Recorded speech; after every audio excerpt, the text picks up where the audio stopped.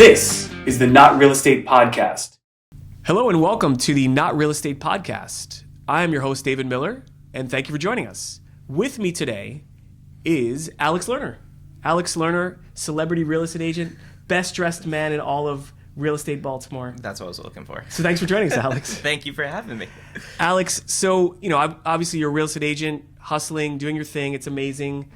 But were you always into real estate? Was that like your dream as a kid? Were you, what were you into? Yeah, like any kid, I guess you always wanted to be a professional sports star. Right. Parents probably wanted me to be a doctor, right. Which that was not happening. I figured I always wanted to work with people. That was the, the goal, whether that be in medicine, teaching, who knows. And it kind of just fell into my lap as an opportunity to get in, and I fell in love with it immediately. Same as you, a title. Yeah, of course, I fell into it. Right? I don't think anyone goes to school saying I want to be a title guy. Right? It's like you'd pick anything over that. In fact, but we get to help people, which is really nice. Exactly. So, what were you into? Growing up, were you said sports? Was it ice hockey? Was it water polo? Like I can't skate, so it's not ice hockey. Soccer, tennis. I played baseball for a time. Basically anything where I could be outside in the sunshine. Right. Yeah, run around. No, of course. It's certainly a good feeling. Sports are amazing, and I think the lessons that I learned, and I played baseball and soccer, but the lessons that you learn winning and losing and training all help in work. Yeah, and I feel, if you look at top, executives, well, not so much, your Elon Musk and whatnot, but you look at a lot of, top CEOs and whatnot, they're all, had some sport or athletic or some competitive background. So I feel like it does at least give you, even if you're just, playing in a T-ball league, you understand what it's like to, be focused on the task at hand and carry that over to real estate. I remember like the lessons I learned in, like, let's say training for soccer and running, and the times where you're like, whether it's sprints or distance or whatever, or just drills, how you're tired and exhausted, but it's the same discipline feeling that you need, when you're tired of work and you need to push through finishing the task at work as well. Right. And I think not just pushing through to the task, but at the times where you don't even want to, right? Where they're like, line up, we're doing this again. Right. You really just gotta put it in the back of your mind and just keep going. And I think that, like you said, it does carry over to anything you do, right? There's going to be stuff that you don't exactly enjoy. Right. In your field, obviously getting to help people find a dream home is probably the fun part. Mm-hmm.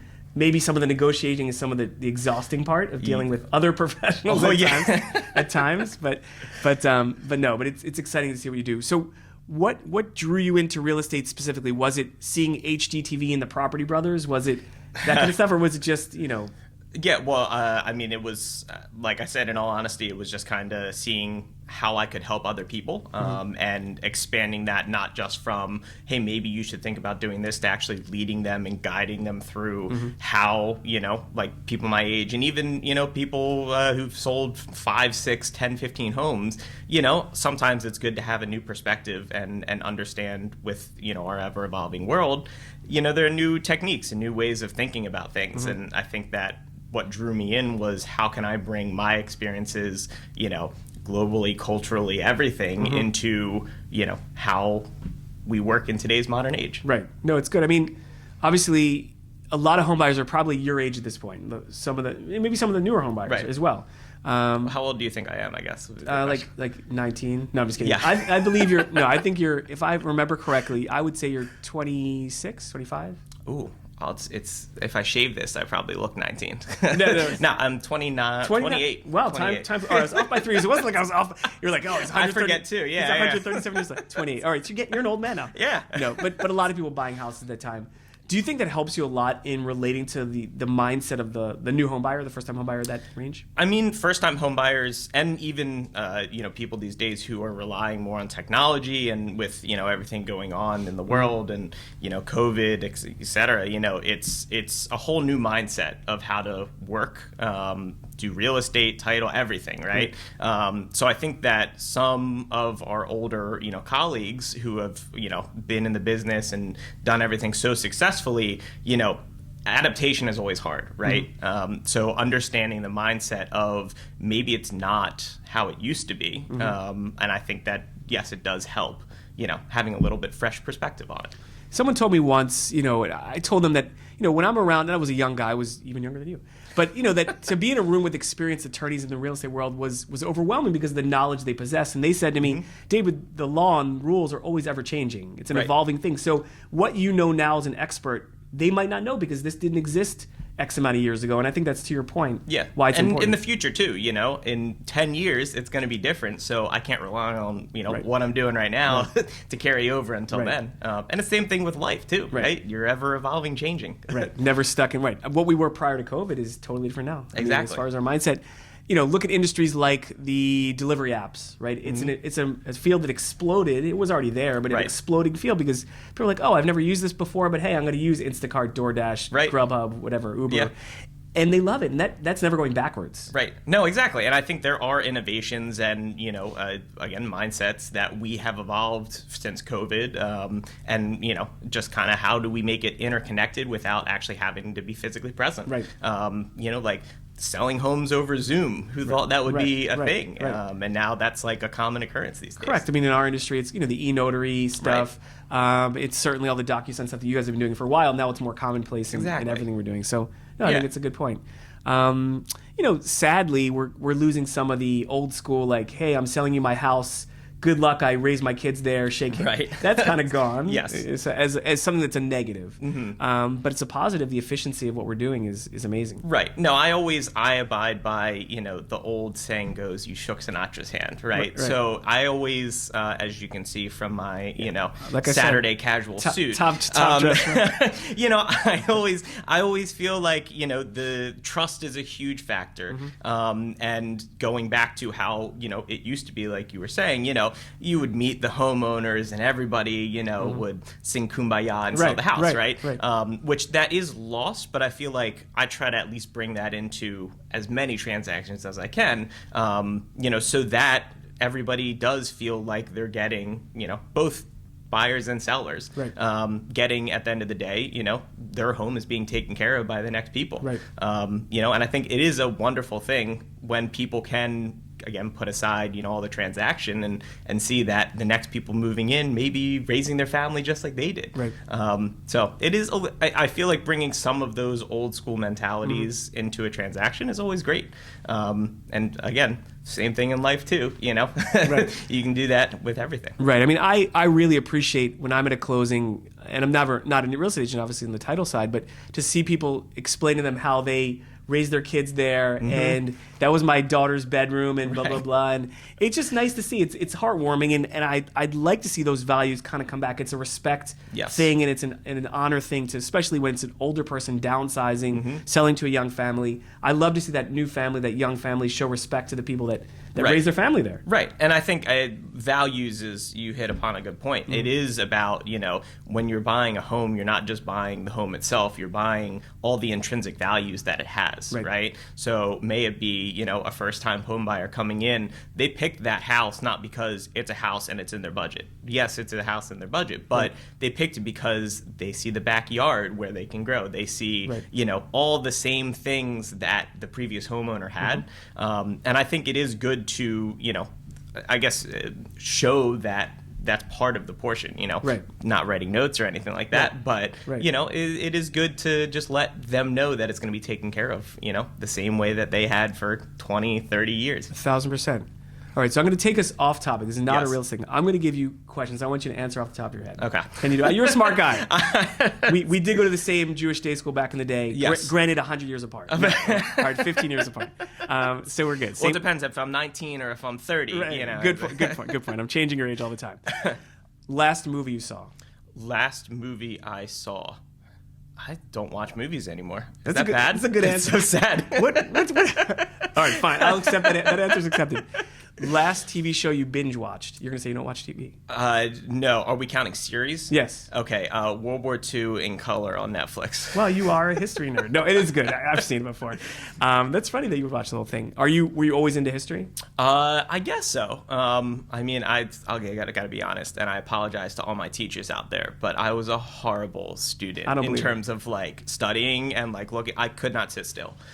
So if in the action of like getting my hands on and learning, learning, 100%. But history, when they were like, learn about, the Civil War, not going to happen. I was the same way. I mean, I don't know where my mind was back then. I think it's a lot of, young people, you just can't focus. And nowadays you could say whatever, but I really was like in space dreaming about, I don't know. 100%, exactly. And then at 18, like for me, the light bulb went on. I was like, I can focus now. Like, I don't know what happened. Yeah, it was overnight. And I I'm with you. same thing. Like, and you're sitting in a classroom when you're a kid and you want nothing more than to not be in that classroom. Right. But then you get to college and you're like, why couldn't I do this like 10 years ago? This would have been so much easier. Obviously, it's maturity, but also choosing your path. Yes. I think that empowerment you give to a young adult is huge, right? I stayed away from, any of my math teachers out there, that I was a bad math student, but I took my path of very liberal arts education. I was a government politics major, so I took history and psychology and all that kind of stuff. I loved history, but government classes generally, and that was interesting to me. Yeah.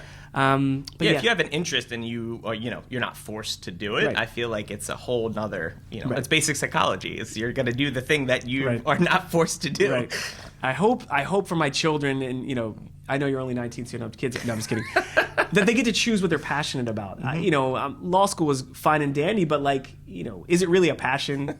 I don't know. Maybe on TV or movies, and what are that movie? Legally Blonde or whatever. Whatever that was. There's got to be somebody crazy out there, crazy enough to be, a 5-year-old who's like, I'm going to be a lawyer. Right, I think I said it too because my uncle and aunt were, that kind of thing. But anyway, we are going to be right back after a moment from our sponsors. This podcast is brought to you by Terrain Title and Escrow Company. Terrain Title and Escrow Company is a full-service title company handling all transactions from residential to complex commercial. Please reach us at www.terraintitle.com. This episode is sponsored by Alex Lerner of the Travelstead Team with TTR Sotheby's International Realty.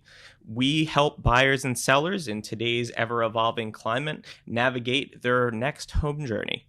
Feel free to reach out to us, 443-465-3715, or just stop us on the street and say hi. Anyway, so back to our rapid fire, which we went off tangent. This rapid fire did not go as rapid fire. So we learned that you don't watch movies. The only World War II things, TV is World War II, right? Last restaurant you ate in? Last restaurant I ate in or got delivery from? Because it could have been 2 years ago. I don't know if you're going to restaurants. Oh, yeah, that would have been 2 years ago.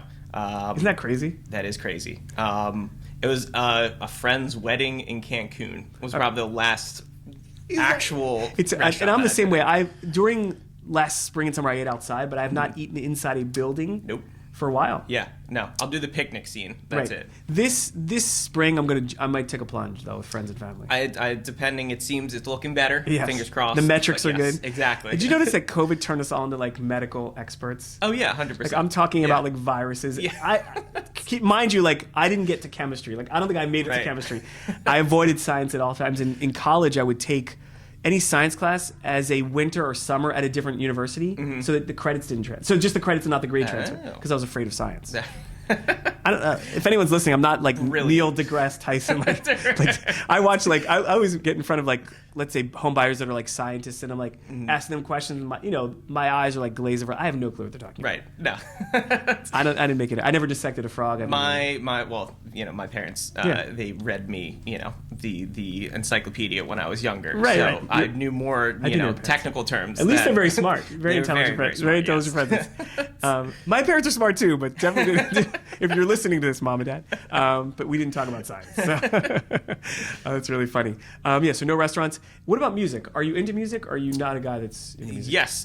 So I was actually a vocal education major in college for 3 days, and then realized I wasn't going to make any money, so I switched to psychology. But no, I was classically trained, and I did take. I have a minor in music. Little known facts. Known fact. I was expecting you to say, I just listened to something. Yeah. No, I mean, Justin Tucker and I are basically the same person. We both sing opera and kick things. Right, exactly. And I've gotten a chance to meet Justin a couple times. Very nice guy. Very nice guy. Alex Lerner, Justin Tucker. That's what I'm saying. Both nice guys. Both look good in suits. But you don't do commercials for Royal Farms. No, they have not asked me yet. Soon, right? You can sing a song. Yeah. This could be a pitch, though, in case Royal Farms executives are listening. So basically, if the talent scouts out there for Royal Farms are listening, Alex Lerner is ready to talk about chicken and Western fries at all times. That's really funny. I had no clue about that. I've always liked singing. I'm not classically trained in any way, but music is such an important thing for my family. One of my children my wife's musically inclined in her family, and my daughter, but I just like to sing, in the shower and things like that. Did you ever play any instruments when you No, my father's a musician also, and I rejected piano lessons. You rebel. If he would have not been a musician, I probably would have been a piano player, right? So it's really interesting. Do you ever feel like you're passing by a piano and all of a sudden your hands just start kind of? I'll tell you the instrument that I'm drawn to is the drums. I'm drawn to it because the beat is so in all of us, right? You hear a song, you're ready to go off. Yeah. So I watch a lot of how Facebook or YouTube takes you down a path of videos. I always go to the Drumeo. It's like the drummer ones. Right. And I watch it like 1 in the morning. I'm like, what am I doing? Like, I gotta go to bed now. Well, I mean, music is it's like a global language, right? So you could go anywhere in the world and show that video, and somebody's gonna be just as enthused about it as you are. Is there any musician, band, or group that you would say you love, or what about your top 5? Is it like I always ask people like the Mount Rushmore, I guess the Mount Rushmore of music. Yeah. Do you have that off the top of your head? Can we expand Mount Rushmore? Sure. Can we do like a top 50? How many you got? All right, how much time do we have? All right. We'll go. So Beach Boys. Definitely in the top 4. Which is pretty for your age. It's pretty old. But I agree with you in the scheme of things. Yeah. Scheme of things, yes. Beach Boys. I guess you got to put Frank Sinatra up there. Right. We're gonna exclude classical because that's a whole other There's no Beethoven. Realm. No Beethoven. Right. Mika, I guess, would go in there. That's a total random one. That's really but random. I feel like he incorporates symphonies into his performances. So Pavarotti? No, there's classical. That's next week's episode. You'll be back. We'll have you back, Alex. I'm gonna cap it there just because I don't know where to go with it. I think it's tough when you compare vocalists to bands and groups. Yeah. Because then you go like Led Zeppelin, Correct. Where the Beatles? People get mad at for saying that, but one of the exactly. up there, right? And then you think about all the vocalists in the world and all these different genres. It's tough to compare. Really tough to compare. And then you open it to international. How do you? Our mind's gonna be blown. Exactly. Right. What about Shakira? Where does she fall? I'm just kidding. Is she international? Or that's international. That's podcast 3. I'm joking. I'm joking. So we're coming into the spring here, which is exciting. I can't wait for warm weather here in Maryland. We have. I know the joke is we have fake spring. Yes. Fake winter. We're in fall number 2 right now. Are you seeing things pick up work wise? We're still at a very low. Inventory. Yeah. Exactly. So I think we've been working extremely hard the entire time. So I wouldn't say, there's any pickup or downfall. Sure. We've had a very productive couple months. But the more homes that come on, the more we'll be out. Right. So I think obviously with some spring, hopefully comes, an inventory flux. Hope springs eternal. Yeah. No, but for title people like myself, we rely on people to originate things and we support real estate agents. So it's always good to hear the forecast of what's coming. We talk about lack of inventory, but we also talk about the rise in interest rates. Right. Hopefully it still narrows down to people that are really serious about buying houses and you get to represent them and we get to, work on as many as we can. And I think what COVID did do is, force people to really evaluate their, realistic expectations, right? So with, going on a house that has 20 offers, right? Somebody who's not really interested in actually going through the motion of putting the paperwork together and all that, I think it did really, focus us to sit down with our clients and say, look, if you're really interested, we need to weed it out. If you're not really going to be interested, then we'll pick this up at a later date and, keep an eye on it. But if now's the time, we need to be serious about it. Right. People that really want to buy have to get to it right away. Yep. Yeah. Which is different. As far as what the if you had to predict, what trends are we going to see if you had to predict for a home buyer or seller over the next couple years? Is something going to change drastically? Is technology going to continue to improve? Right. No, I think technology is obviously going to continue to improve. I was talking to a home inspector the other day, and they were like, we had to adjust during COVID as well, and they're about to introduce. And sorry if you're out there if I'm He just ruined the rollout. I just ruined the rollout for you. Spoiler alert. Yeah, spoiler alert.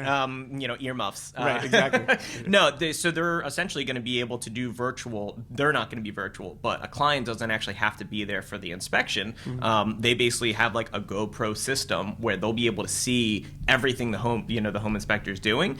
So the home buyer can be at work at a state. So I think we're going to see a shift in, how we make it accessible for more people. And I guess the days of, lining outside of a house for an open house for, Right. just to see it is going to be gone. I just saw a video. I think it was in North Carolina, though. Yeah. Was it Raleigh? Yeah. We're talking about people lining up for the open house. Did you see that video? Yeah. It was like hundreds of people. Hundreds of people. Because there's I know there's a housing shortage down there, more than even up here probably. Yeah. But it was amazing, right? Yeah, it's crazy. I mean, I hope we don't see that here. Right. But it would be kind of cool to see that many people. Right. For you, if you're the listing agent. Right. Yeah. Buyer's agent, stay away. But like, what's your offer? No. You're not even in the ballpark, buddy. That's so funny. Yeah, sellers have been like royalty over the last couple of years. Like they're sitting on a throne and the Game of Thrones rejecting them. It's pretty funny. But hopefully buyers get a little more leverage back soon. Yeah, I mean, I think there's always going to be some give and take, right? It's never going to be, entirely in one person's court, right? There's always going to be some give and take. Right. And I feel like hopefully in the next couple, years, we will see it even out a little bit more. I hope so too. And so my last question for you, and it's more open-ended. If you weren't a real estate agent, if you weren't doing what you're doing, what would you want to be? What would you want to do? Ooh. Can't say win the lottery. Yeah. If I wasn't a real estate agent, what would I want to do? So I've actually always wanted to, move to a foreign country, and just kind of, it sounds, cliche, but open up, like a coffee shop or something like that. Like move to Costa Rica and just like sell plantains on the side of the road. It's crazy. That would be amazing. I've always loved coffee shops as well. Yes. I don't know if that's a weird thing for me to say to you, but 100%, I don't drink coffee. Yep. Never Diners tried. and coffee shops. Me Those too. are amazing. Diners are amazing. I also want a deli, but I don't eat meat. So like, is that like normal? No, I mean, you could just pretend that you know what you're talking about. Should I consider, like, I'm morally opposed to you slicing the corned beef, but I'm happy we're making money? Like, exactly. Is that okay? That's really funny. No, delis, coffee shops. I also would want a sports bar, but I'm not a big drinker. But I just like to see the action happen. So you just want to open something for everything that you don't do. Basically, I think you can live vicariously through other people. I think I'm lonely, and I just want people to stand at the bar and talk to me. No, I'm just kidding. I've been fascinated by those businesses. Anyway. Weird. I mean, I'll go to a bar and sit there with you if you want. If this is a plea for help. Basically, I started this podcast to make friends. And thank you, Alex. I'm really happy. This is the David Miller Friendship Hour. Right, Friendship Hour, right. Thank you, everyone. But in all seriousness, thank you so much for joining us today. It's really great to hear about you personally, what you do professionally, and we wish you continued success in 2022. And thanks for joining us. Yeah, thank you for all you do, and thanks for having me. Awesome. We'll see you next time on the Not Real Estate Podcast.